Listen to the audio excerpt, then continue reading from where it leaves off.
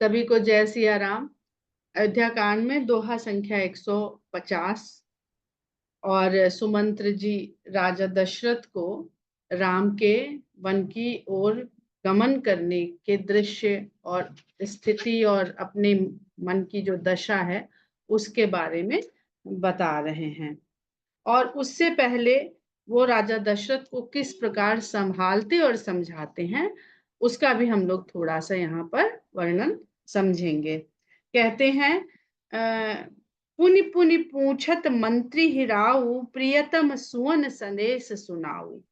करहि सखा सोई बेग उपाऊ, राम लखन सिय नयन दिखाऊ। सचिव धीर धरि कहि मृदुबानी, महाराज तुम पंडित ज्ञानी। वीर सुधीर धुरंधर देवा, साधु समाज सदा तुम सेवा।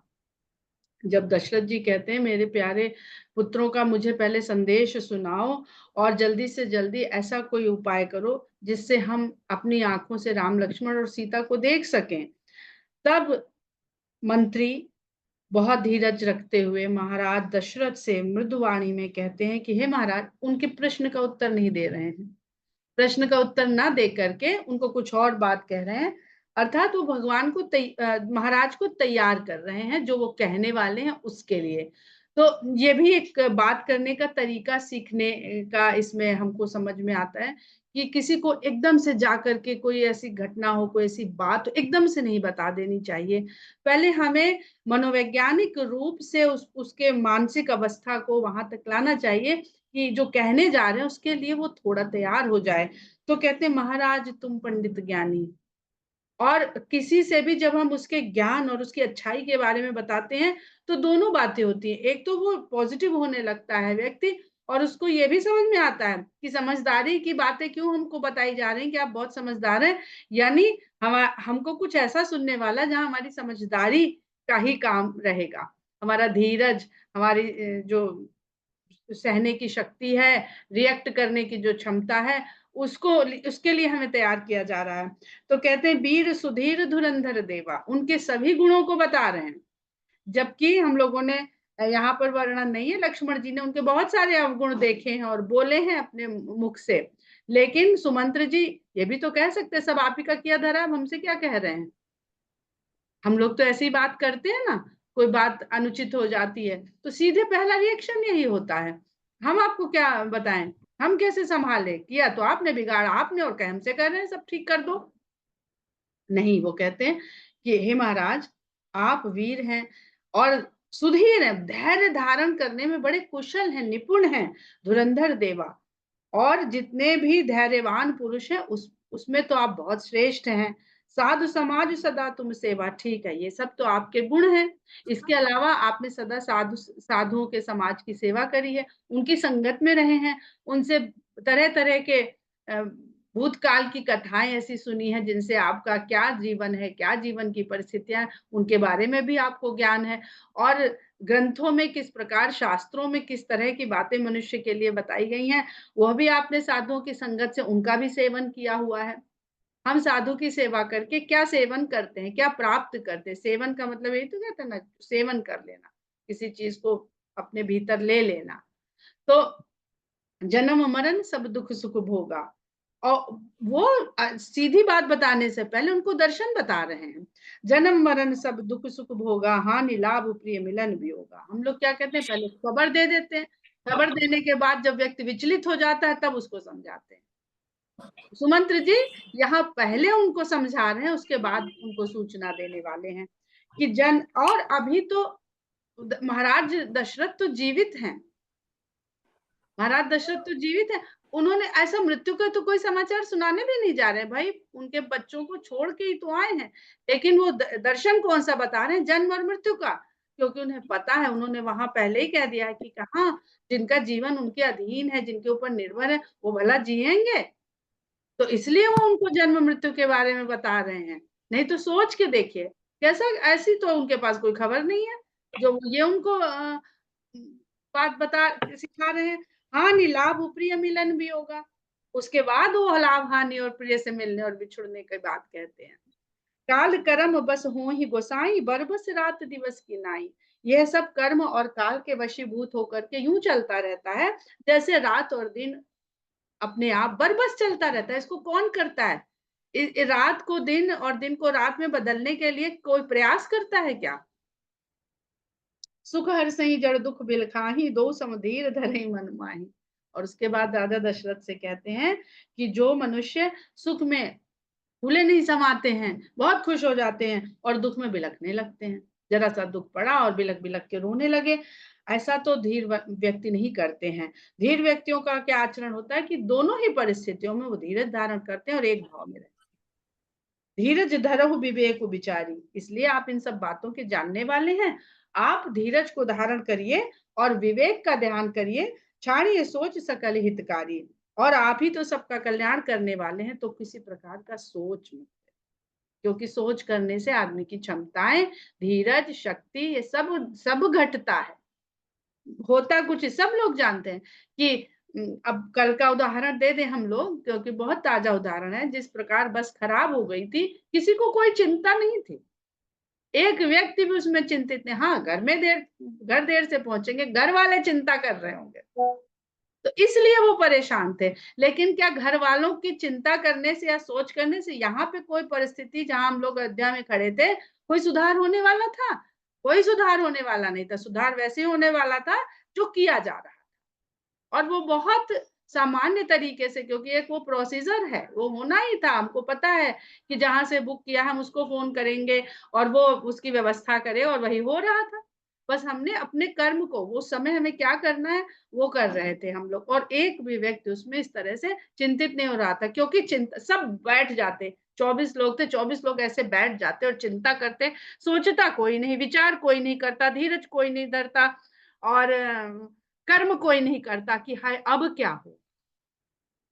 वो पहिया घूम नहीं रहा, अब क्या होगा? तो क्या होता? वो पहिया घूम जाता। तो कितना छोटी सी घटना हमको कल सबक सीखने की थी। और सबसे अच्छी बात की, कोई भी चिंतित नहीं था, सब उतने ही मस्त थे, सब उतने ही आनंदित थे जितनी सामान्य अवस्थाओं में थे। तो आप सबको भी नमन है मेरा कि मानस पढ़ के आप लोग इस तरह से, हमको पता नहीं चलता है पर किस तरह से हमारे भीतर जो जाता है वो हमें बनाने लगता है, हमें तैयार, हम भोजन करते हैं हमें नहीं पता है, पर जो भी उसमें तत्व, पोषक तत्व जा रहे हैं वो काम करते हैं। तो जब पाचन, जो आहार का हमारा ये है, जो पेट में आहार जा रहा है वो काम कर रहा है, तो जो वैचारिक आहार हम नित्य ले रहे हैं वो नहीं काम करेगा, वो सिद्धांत क्या पलट जाएगा? तो वो काम कर रहा था जिसने हम लोगों को, जो धीरे धीरे हम लोगों को बना रहा है। फिर कहते हैं कि प्रथम बास उत्तम सा भयो, दूसर सुर सरिति। अब जब सब तरह से उनको तैयार कर दिया, तो कहते हैं कि जब हम राम और लक्ष्मण सीता को लेकर के यहाँ से गए, तो पहला वास उन्होंने तमसा के तट पर और दूसरा गंगा के किनारे किया। चलते जा रहे हैं पर रुकते भी है ना, तो कहाँ कहाँ वो रुके हैं ये बताया है उन्होंने। तमसा के किनारे, वहां पर उन्होंने अयोध्या वासियों को सोता छोड़ दिया है। और अयोध्या वासी सोते रह गए। सोने का क्या मतलब है? तमस का क्या मतलब है? तमस का मतलब अंधकार है। जब अंधकार हो जाता है तब हम सो जाते हैं। जब हम अज्ञानता में हो जाते हैं तो हम एक तरह से सोने की अवस्था में चले जाते हैं और भगवान छोड़ के हमें चले जाते हैं। तो तमस क्या है, तमसा क्या है, हमारा सोना क्या है? और भगवान रास्ता भी अपना वो करके कि कोई जान नहीं पाए। अंधकार, फिर तो सुबह हो गई, लेकिन हम तो तमस में पड़ गए। जब हम तमस में पड़ गए तो सूरज उगा नहीं उगा, क्या फर्क पड़ता है? यहाँ तो हमारे अंधकार ही है। जब अज्ञान हो गया, अंधकार अज्ञान का ही प्रतीक है।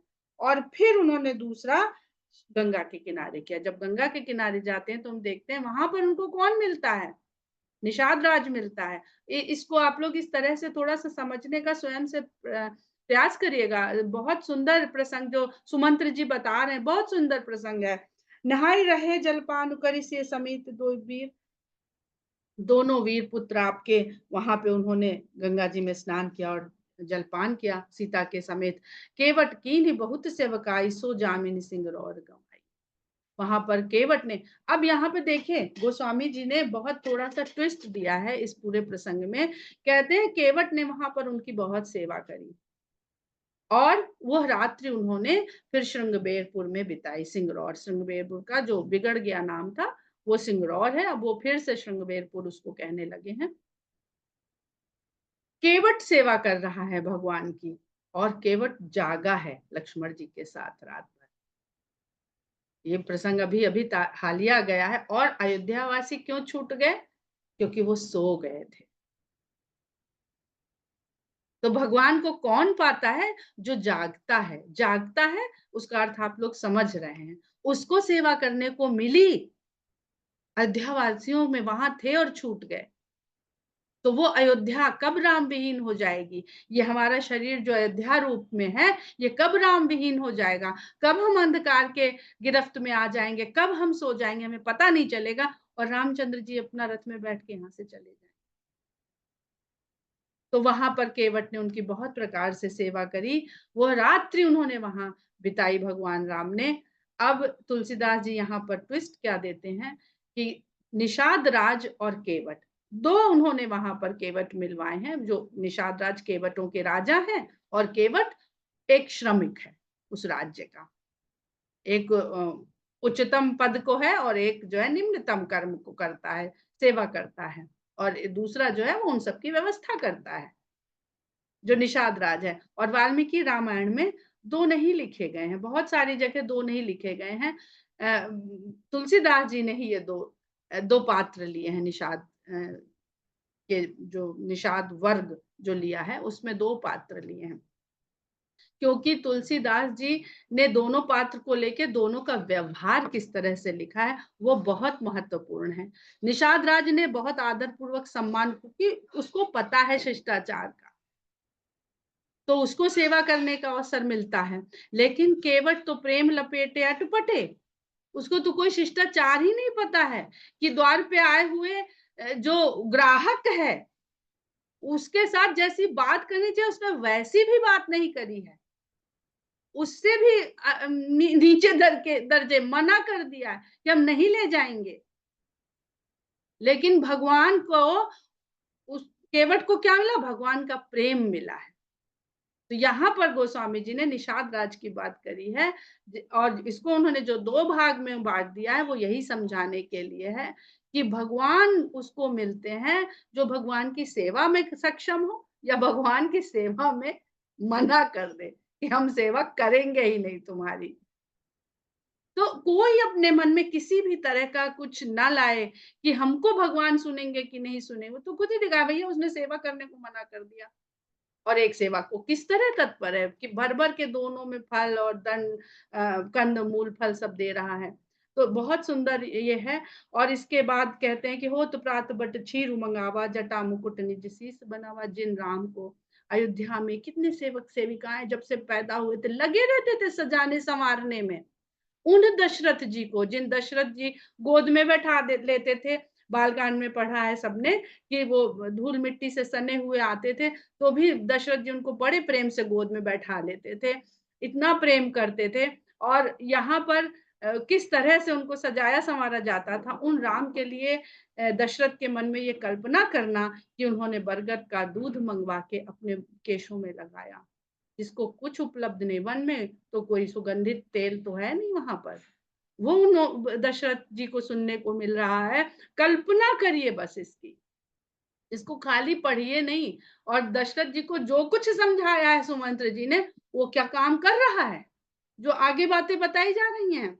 जटा मुकुट निज शीस बनावा, और उन्होंने उसको जटा, अपने केशों को जटा के रूप में परिवर्तित किया और फिर उसके बाद उस जटा से उन्होंने अपने शीश पर मुकुट बना ली, मुकुट धारण किया उन जटाओं का। राम सखा तब नाव मंगाई, प्रिया चढ़ाई चढ़े रघुराई। तब राम के मित्र ने नाव मंगवाई और भगवान ने प्रिया को चढ़ाकर उसमें स्वयं फिर चढ़े। अब यहाँ पे हम लोग शायद चर्चा कर चुके हैं कि वो चरण और चरण रज का क्या तात्पर्य था। कि उन्होंने कहा कि भाई चरण धो के कहाँ रखा होगा, तो जमीन पे रखेंगे तो फिर धूल लग जाएगी, तो वो तो शायद हम लोग चर्चा कर चुके हैं। यहाँ पर एक और बड़ा सुंदर प्रसंग अभी सुनने को मिला कहीं, कि जो भगवान की चरण रज है, वो जब वहाँ जाते हैं विवाह के समय, जब कोहबर में जाते हैं, तो वहाँ पर सखियाँ जो हैं, सखियाँ हैं, स्त्रियाँ हैं, खाली वहाँ पुरुष नहीं जाते हैं, चारों दूल्हे हैं और चारों वधू हैं और सिर्फ स्त्रियाँ हैं। तो वहाँ पे राम बहुत संकोची हैं, तो वो देखते नहीं, और लक्ष्मण जी बड़े चंचल हैं। ये सब जगह कि लक्ष्मण जी इधर-उधर देखा ही करते हैं और राम कहीं नहीं देख रहे हैं। तो सखियाँ कहती हैं कि अब ये कल्पना करिए कि इतनी सारी सुंदर-सुंदर स्त्रियाँ हैं वहाँ पर और वो कहीं देख नहीं रहे हैं। तो सखियाँ कहती हैं कि ये दूल्हा बड़ा घमंडी है। तो वो लोग कहते हैं कि लक्ष्मण जी कहते हैं कि अच्छा तुमने कैसे कहा कि घमंडी है? ऐसा क्या है? देखो मेरे भाई ने तो बहुत सारे उदाहरण हैं, हम सिर्फ़ यहाँ पे चरण रज का ही उदाहरण लेंगे, क्योंकि ये शब्द यहाँ पर प्रिया चढ़ाई चढ़े रघुराई, चरण की बात आ रही है। तो कहते हैं कि भाई कोई बात नहीं मानती है सखियाँ और हर बात काट देती हैं, जैसे विवाह में होता है कि लड़के के भाई और दुल्हन की सखियाँ और बहनें ही आपस में नोक-झोंक करते हैं। तो उन्होंने कहा कि देखो उनके तो चरण रज से जो है पत्थर स्त्री बन गया, उसका उद्धार हो गया, अहिल्या का पत्थर हो गई थी, वो स्त्री बन गई। तो सखियाँ कहती हैं कि अच्छा क्या तुम्हारे भैया पहले नहीं चलते थे? पहले उनके चरणों में धूल नहीं लगती थी? तो पहले उनके चरणों से उड़ने वाली धूल किसी पत्थर पे नहीं छूती थी। तो ऐसा क्या तुम्हारे भाई में जिस पे वो इतना घमंड करे बैठा हुआ है कि उनके चरण रज से पत्थर स्त्री हो गया, तो इसके पहले नहीं चलते थे? तो लक्ष्मण जी चुप हो गए। तो सखियाँ कहती हैं उनके चरण रज में यह प्रभाव तब आया जब उनके चरण ने मिथिला की धरती को छुआ। यह प्रताप हमारी सीता का है, ये तुम्हारे भाई का, इसमें कुछ नहीं है। तो यहाँ तात्पर्य ये है, सखियाँ ये कहना चाहती हैं कि भगवान का प्रभाव तब आता है जब उसका भक्ति से मेल हो। अगर भक्ति से मेल नहीं होगा तो कोई प्रभाव नहीं। आगे चलते हैं हम लोग। तो राम सखा तब नाव मंगाई, प्रिया चढ़ाई चढ़े रघुराई। अब गोस्वामी जी कहते हैं प्रिया को चढ़ा करके राम खुद चढ़े। अब यहाँ जो बात हम कहना चाह रहे हैं कि भगवान से पहले संसार में भक्ति आई।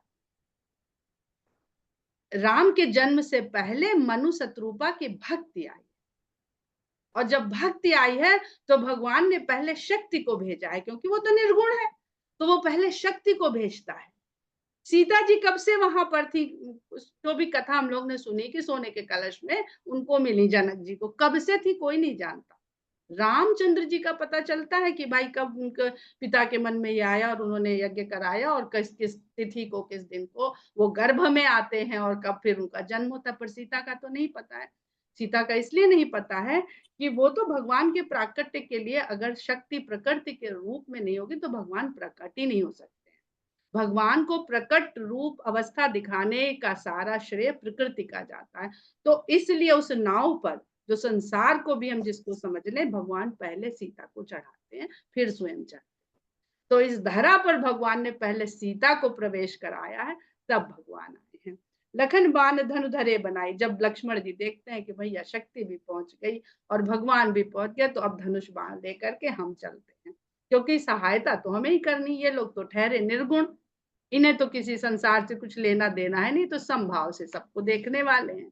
तब जो कर्म, कर्म को करने के लिए सबको प्रेरित करता है और कर्म के फल का जो लेखा जोखा रखता है, वो वहां पर बाद में धनुष बाण लेकर के चढ़ते हैं। आप चढ़े प्रभु आय सुपाई, लेकिन जब भगवान ने आज्ञा दे दी तब वो नाव पर चढ़ते हैं। तो लक्ष्मण जी जो कुछ भी कर रहे हैं इस संसार में या इस कथा में, इस लीला में, वो सब भगवान की आज्ञा से कर रहे हैं। अगर वो किसी को कटु वचन बोल रहे हैं तो वहां भी इच्छा भगवान की ही है, क्योंकि भगवान सिखाने ही तो आए हैं। विकल बिलो की मोहि रघुवीरा, बोले वचन, बोले मधुर बचन धरि धीरा। और इधर देखिए तो सुमंत्र जी देख रहे हैं, उनके सामने सीता जी को भगवान ने नाव पे चढ़ाया, फिर स्वयं चढ़ गए और फिर लक्ष्मण जी से कहा कि आप भी नाव पर आ जाइए, और सुमंत्र जी किनारे पर खड़े ये देख रहे हैं तो व्याकुल हो गए। तो राम ने बिकल बिलो की मोहि रघुवीरा, रघुवीर ने जब मुझे व्याकुल देखा तो बोले मधुर बचन धरि धीरा। तो धीरज धारण करके वो हमसे मीठे वचनों में कहते हैं कि तात प्रणाम तात सन कहेहु, बार बार पद पंकज गहेहु। दोनों के लिए, सुमंत्र जी के लिए और पिताजी के लिए रामचंद्र जी एक संबोधन ले रहे हैं तात का। कहते हैं तात, तात से मेरा प्रणाम करिएगा जाकर, और बार बार मेरी ओर से बारंबार बार बार पद पंकज नेहु, उनके चरण कमलों को पकड़िएगा। गहना यानी पकड़ना। कर पाए पर विनय बहोरी, तात करिए जन चिंता मोरी। उनके पैर पड़ के आप उनसे कहिएगा कि मेरी चिंता कदापि न करें। बन मग मंगल कुशल हमारे, कृपा अनुग्रह पुण्य तुम। अगर कोई और बढ़िया लायक पुत्र होता तो इस समय ये कहता कि पिताजी से कहिएगा मेरी चिंता बिल्कुल ना करें, हमको उसने ऐसा बनाया है कि हम किसी भी परिस्थिति में अच्छी तरह रह लेंगे, हमारी चिंता ना करें। हमारी ऐसी अपब्रिंगिंग उन्होंने करी है। पर भगवान राम क्या कहते हैं, क्यों भगवान है कि बन मग मंगल कुशल हमारे, कृपा अनुग्रह पुण्य तुम्हारे। आपने जो पुण्य कर्म किए हैं उनके अनुग्रह के कारण यह वन और वन का मार्ग सब हमारे लिए कुशल पूर्वक रहने वाला है। उसका वो ठीक से रह लेंगे, सुरक्षित कुशलता पूर्वक रह लेंगे, इसका कारण वो अपने पिता को बता रहे हैं। तुम्हारे अनुग्रह तात कान। अब तुलसीदास जी इसको छंद में कह रहे हैं क्योंकि तुलसीदास जी चाहते हैं कि इस बात को आप लोग अधिक समझें, और छंद बड़ी लय से गाया जाता है। जब आप इसको दोबारा लय से गाएंगे तभी तो इस बात के पीछे जो भेद है, जो लीला है, जो भगवान कहना चाहते हैं, क्या सिखाने के लिए धरती पे आए हैं। तुम्हारे अनुग्रह तात कानन जात सब सुख पाई हो, प्रतिपाल आय सुकुशल देखन पाय, पुनि फिर आई हो। जननी सकल परितोष परि परि पाए, कर बिनती घनी, तुलसी करहु सोई जतन, जहि कुशली रहे कुशल धनी। कहते हैं कि उनसे कहिएगा कि उनकी ही कृपा के कारण हम वन में रहते हुए सब प्रकार के सुख पाएंगे, और उनकी आज्ञा का पालन करके शीघ्र ही फिर आके उनके इन चरणों का दर्शन करेंगे, देखेंगे आके।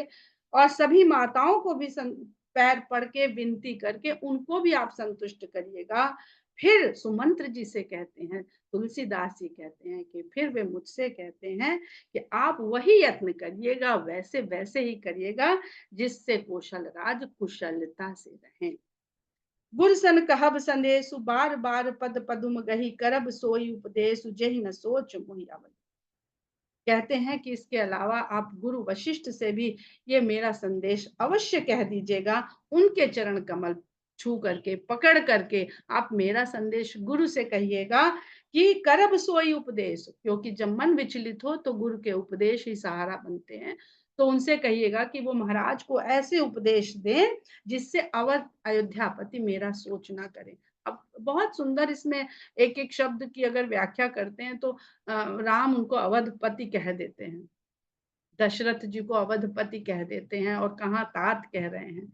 तो सोच उनको मिला किस कारण से है? सोच इसलिए मिला है कि इन्होंने पिता की तरह से नहीं, राजा का धर्म निभाया है, अपनी रानी की बात सुनी है। एक एक शब्द में बहुत बहुत गहराई है। तो अगर हम स्वामित्व में पढ़ेंगे, स्वामित्व भाव हमारे भीतर, तो हम किस धर्म का पालन करें?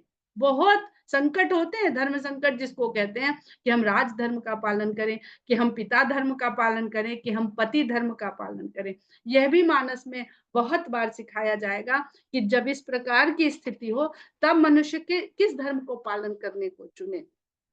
अगर उन तीन धर्मों में से महाराज ने राजधर्म का भी पालन नहीं किया है, अगर वो अयोध्या के नरेश की तरह से सोचते तो वो दुख में संकट में ना पड़ते। उन्होंने केवल पति धर्म का पालन किया है, जो उन्होंने अपनी प्रिय पत्नी की ओर जिस धर्म का पालन, जिस वचन को निभाने का पालन किया है। तो कभी भी एक व्यक्ति के प्रति धर्म को निभाना हो और बहुत बड़े समुदाय के प्रति धर्म या राष्ट्र धर्म या विश्व धर्म, तो हमको वो धर्म चुनना चाहिए जिसमें अधिक लोग प्रभावित होते हैं। इसीलिए भगवान राम के सामने जब सेम यही परिस्थिति आई थी तो उन्होंने पति धर्म का पालन नहीं किया था, राज धर्म का पालन किया था, जब सीता को चुनने की और प्रजा को चुनने की बारी आई थी। बहुत एक एक विस्तार है, सारे सूत्र आपस में बहुत एक दूसरे से जुड़ते हैं। पुरजन परिजन सकल निहोरी, तात सुनाए हूँ बिनती मोरी, नगर वासियों को, परिवार के लोगों को, सबसे मेरी ओर से आप इस तरह से अनुनय विनय करिएगा। तात सुनाए हूँ विनती मोरी, मेरी ये विनती उन लोगों को आप सुनाइएगा, क्योंकि अब आप ही हैं। जैसे कृष्ण को उद्धव मिले थे, उनके प्रेम में, वियोग में तड़पने रोने वालों को, वैसे अयोध्या वासियों को सुमंत्र मिले हैं। जैसे भगवान कृष्ण उद्धव को बोलते थे कि जाके समझा के आओ, ऐसे भगवान राम सुमंत्र के द्वारा उन लोगों को किस प्रकार धीरज मिले, यह संदेश भेज रहे हैं। सोई सब भांति मोर हितकारी, जाते रह नर नाहु सुखारी। मेरे लिए, मेरा प्रिय, मेरा कल्याण करने वाला वही होगा जो इस प्रकार का व्यवहार करेगा जिससे राजा सुखी रहे। वो जानते हैं कि सारी प्रजा बहुत लांछन लगाने वाली है। जिस प्रजा ने राम के ऊपर लांछन, सीता के ऊपर लांछन लगाया, प्रजा का काम ही है लांछन लगाना। ये तब से लेके आज तक होता चला आ रहा है। तो वो जानते थे कि प्रजा बहुत लांछन लगाएगी, इसलिए वो ये प्रजा को प्रजा का धर्म भी सिखा रहे हैं कि प्रजा का क्या धर्म है। कहब संदेश भरत के आए, नीत न तजिए राजपद पाए। और जब भरत जी आए तो उनसे मेरा ये संदेश कहिएगा कि राजपद को पाकर के नीति ना भूल जाएं। यहाँ पर देखने वाली इतनी सुंदर बात है, भगवान राम के जो लीला कर रहे हैं, जो चरित्र प्रस्तुत कर रहे हैं सारे संसार के सामने, कि अगर ऐसी परिस्थिति होगी तो दो तरह से व्यक्ति, संभाव है ना भगवान राम, तो संभाव वाला व्यक्ति तो कहेगा हमें क्या करना, हमें जो दिया हम चले, आप जो हो वहां वो जाने। मेरी माँ एक बहुत मुहावरा बोला करती थी और अपने जीवन में उस मुहावरे से बड़ा शक्ति ले लेती थी कि छोड़ी राम अयोध्या, जो चाहे सो ले। पर राम ने ऐसा नहीं किया कि छोड़ी राम अयोध्या, जो चाहे सो ले। उसकी एक लोक कथा है छोटी सी, वहां अभी जिक्र नहीं करेंगे, समय बहुत हो जाएगा। राम ने ये नहीं किया कि छोड़ी राम अयोध्या, जो नहीं, जो भरत ले रहे हैं तो भरत के लिए भी वो एक राजा का धर्म क्या है उसको कह रहे हैं। और दूसरा, ये तो हो गया जो समभाव में है, और जो सामान्य हम लोगों जैसा है वो क्या करेगा, वो बहुत बुरा कहेगा, कुछ ना कुछ तो बुरा मन में लाएगा, मुंह से कहेगा, जो मन में होगा वो मुंह से कहीं से ना कहीं से निकल ही जाएगा। तो कहते हैं पर रामचंद्र जी उनको राजा का क्या कर्तव्य है उसके बारे में उनके लिए संदेश भेज रहे हैं। पाले हूँ प्रजहि करम मन बानी, से हूँ मातु सकल समझानी। उनको पता है कि राजा बन के कहीं कैकेयी की भांति इनका भी न बन जाए। ये मनुष्यों के लिए है, भरत जी क्या है ये आगे अयोध्या कांड में ही मिल जाएगा। ये सारी शिक्षा मनुष्यों के लिए है कि अपनी माता का तो बहुत ध्यान करेंगे, बहुत आदर सम्मान, वो राजमाता हो जाएंगी। हमारे पीछे से हम भी नहीं है, हमारा हित सोचने वाले लक्ष्मण भी नहीं है, सीता जिनको छोड़ना चाह रहे थे कि हमारी माँ की सेवा करेंगे वो भी नहीं है। तो कहीं हमारी माँ के साथ कोई गलत व्यवहार, उनको कहीं उपेक्षित ना किया जाए, ऐसा ना हो कि वो दुखी हो जाए। एक दुख तो ये, और दूसरा दुख कि उनकी वहां पे अपमान ना होने लगे मेरी माँ का। तो कहते से हूँ मात सकल समझानी, और केवल अपनी माँ नहीं, तीनों माताओं के लिए कहते हैं कि सबकी सेवा बराबर समझ के करना। और निभाए हो भाई अप भाई, कर पितु मात सुजन सेवकाई। और कहते हैं कि अपने भाई पने को हमें हर दम निभाते रहना मेरे भाई। किस तरह से निभाना, माता पिता और अपने लोगों की सेवा कर। तात भात ते राखब राउ, सोच मोर जही करे न काऊ। और पिताजी के उस तरह से, इन्हीं सब लोगों को उस तरह से रखना जिससे किसी के भी मन में मेरा सोचना है। तो अगर राम छूटे किसी से तो भरत जी की शरण में चले जाइए, भरत जी संभाल लेंगे, क्योंकि भरत जी वही करेंगे जो राम का उनको आदेश है।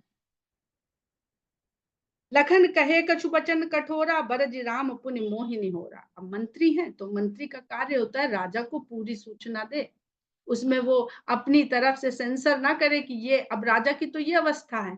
ऐसे में लक्ष्मण जी के कटु वचन हम लोग करेंगे तो हम लोग सोचेंगे ये बात मत बताओ, जब ठीक रहेंगे, थोड़े नॉर्मल हो जाएंगे, तब ये खराब वाली बात बताएंगे। लेकिन सुमंत्र जी उनको ये भी कहते हैं कि लक्ष्मण ने कुछ कठोर वचन कहे, लेकिन बरज राम पुनि मोहि निहोरा। राम ने उनको मना किया, उनको रोका, और फिर हमसे प्रार्थना करी, फिर हमसे बहुत अनुनय विनय करी कि बार बार निज शपथ दिवाई, बार बार मुझे अपनी शपथ दिलवाई कि कहा बिना तात लखन लड़का, कि हे तात, ये लक्ष्मण जी का जो लड़कपन है, इसको पिता से मत कहिएगा। कही प्रणाम कछु कहन लिए सिय भई शिथिल स्नेह। मुझे प्रणाम करते समय सीता कुछ कहना चाह रही थी, पर कह नहीं पा रही थी, भाव विभलता के कारण उनका शरीर शिथिल हो रहा था। तो थकित बचन लोचन सजल पुलक पल्लवित देह। उनकी उनके नयन में, उनकी आंखों में आंसू भर आए और मुंह से वचन नहीं निकल पाया, वो इतनी भाव विभल हो गई। और उस अवस्था में उनके शरीर की जो दशा थी, वो मुझे समझ में आ रही थी कि वो किस प्रकार व्यथित हैं, क्या भाव है। वो यही कहना चाहिए, लक्ष्मण जी ने तो कटु वचन कहे, लेकिन सीता जी के मन में कटुता नहीं थी। और सीता जी के वचन जो प्रकट होते हैं, उनके वचन वहां नहीं कहे, सुमंत्र जी ने नहीं बता पाए। रामचंद्र जी के सारे भाव उन्होंने कहने का प्रयास किया। समय हो गया है, हम लोग दोहा संख्या 152 पर विराम करते हैं और इसके आगे की कथा का अध्ययन हम लोग कल करेंगे। जय सिया राम।